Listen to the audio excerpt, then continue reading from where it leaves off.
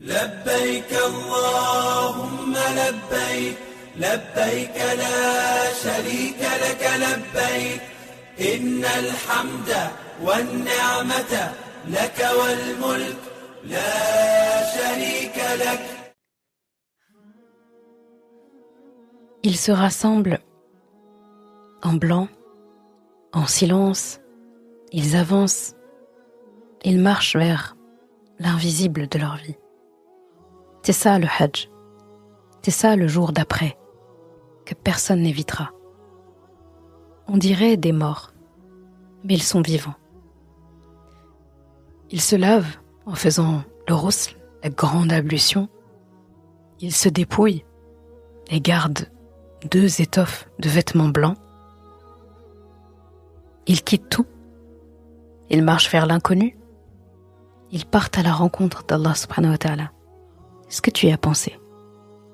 Le Hajj, ce n'est autre qu'une répétition. Répétition d'une scène qu'on va tous vivre. Une répétition générale de ton dernier voyage.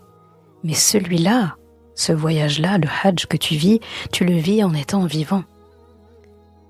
Avant de te mettre dans ta tombe, juste après ta mort, quelqu'un te lavera. Mais au Hajj, c'est toi qui fais ton ghusl et qui te lave. Quand tu mourras, on va t'habiller. On va te mettre 2 étoffes blanches. Mais au Hajj, c'est toi qui mets ton ihram. 2 étoffes blanches.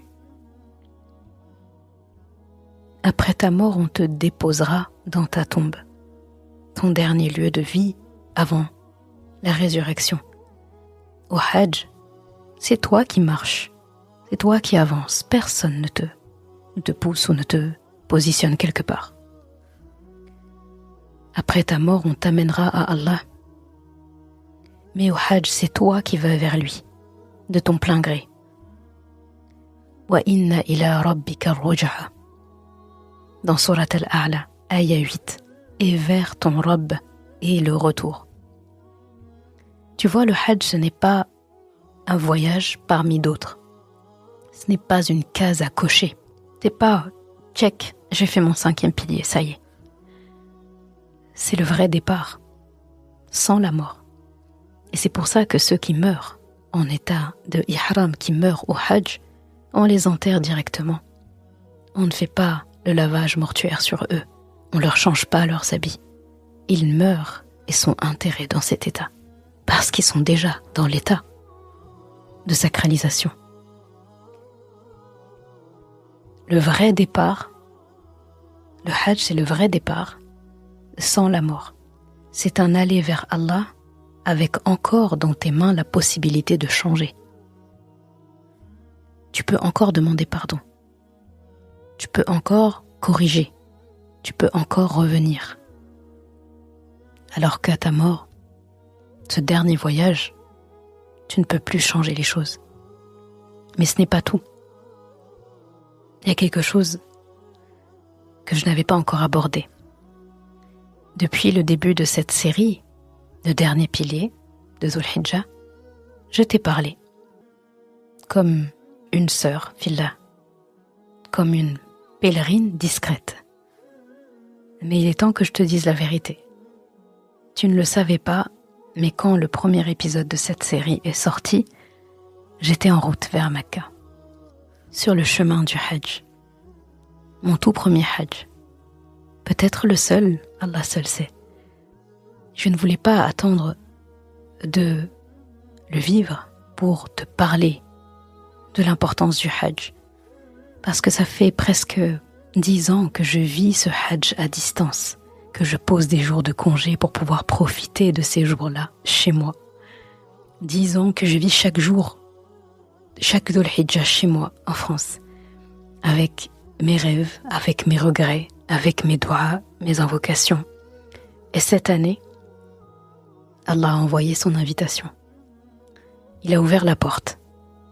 Et j'ai voulu le remercier par cette série, par ces mots, par ce petit souffle que je lance pour redonner espoir à tout le monde. Et aujourd'hui, j'ai envie de te dire Barakallahu fik. Merci. Merci d'avoir écouté. Merci d'avoir certainement pleuré avec moi. Merci d'avoir espéré. Et je veux que tu saches une chose. Si tu n'as pas encore fait le Hajj, je demande à Allah subhanahu wa ta'ala de t'y inviter, de t'y porter, de t'y bénir. Si tu l'as déjà fait, je demande à Allah de l'accepter.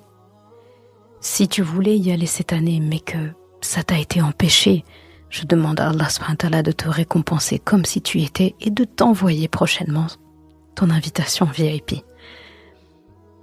Et si tu ne pensais même pas encore partir au Hajj, alors peut-être que cette série t'aura réveillé et qu'Allah t'envoie ta préparation et ton invitation. À mon retour, Inch'Allah, donc à la fin du mois de juin, certainement, je partagerai un épisode spécial où je partagerai quelques sagesses glanées au Hajj, là où le monde s'efface, là où nos cœurs s'élèvent. Et avant de conclure, laisse-moi te rappeler cette dernière scène. Le prophète sallallahu alayhi wa sallam n'a fait qu'un seul Hajj, un seul. Et ce n'est pas un hasard. Ce jour-là, il s'est levé face à une marée blanche de personnes, des milliers de visages. Il a levé la voix et il a parlé, pas pour lui, pour nous, pour toi. Il a laissé un testament, un discours pour l'humanité et il a dit « Est-ce que je vous ai transmis ?» Et la foule a répondu « Oui ». Et il a levé les mains et il a dit « Allahumma fashhad » Oh Allah, sois témoin. Aujourd'hui, moi aussi, j'ai envie de transmettre, pas comme lui évidemment, mais avec mon cœur, avec mes mots, avec mon émotion. Ce Hajj, je ne sais pas s'il sera accepté. C'est Allah et on demande à Allah subhanahu wa ta'ala d'accepter nos Hajj. Mais je sais qu'il a déjà changé mon cœur et je prie pour que cette série change le tien, en bien. Je prie pour qu'on se retrouve un jour, ici-bas, ou à Arafat, parce que tu sais que le jour du jugement se lèvera à Arafat, ton lieu de naissance. Je prie pour qu'on se retrouve au paradis. Quiconque espère la rencontre d'Allah, alors le terme fixé par Allah viendra, comme il a dit dans Surat Al-Ankabut. Je termine cette série avec une dua, des duas. Ya Rab, accepte ce Hajj de celles et ceux qui l'ont fait. Invite celles et ceux qui ne l'ont pas encore fait. Accorde un Hajj mabrour, un Hajj excellent à toutes celles et ceux que tu as choisis. Et fais de cette série un nour dans la vie de ceux qui l'écoutent.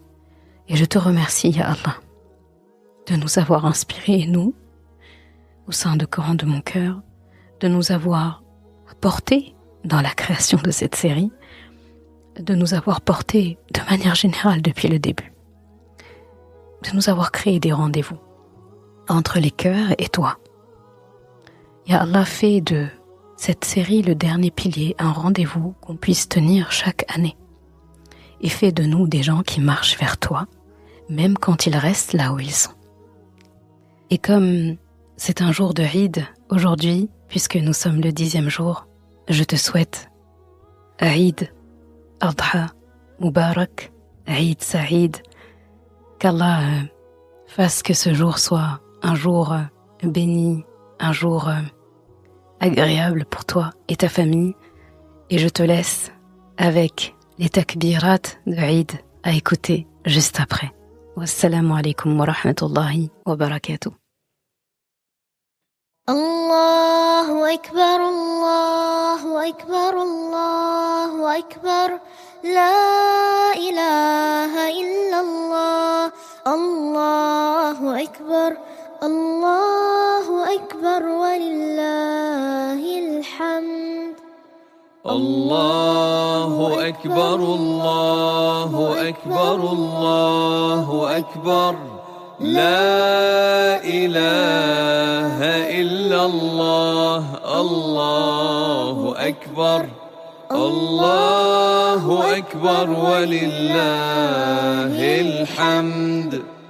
الله أكبر كبيرا والحمد لله كثيرا وسبحان الله بكرة وأصيلا لا إله إلا الله ولا نعبد إلا إياه مخلصين له الدين ولو كره الكافرون. وصلى الله على سيدنا محمد وعلى آله وصحبه وسلم تسليما كثيرا.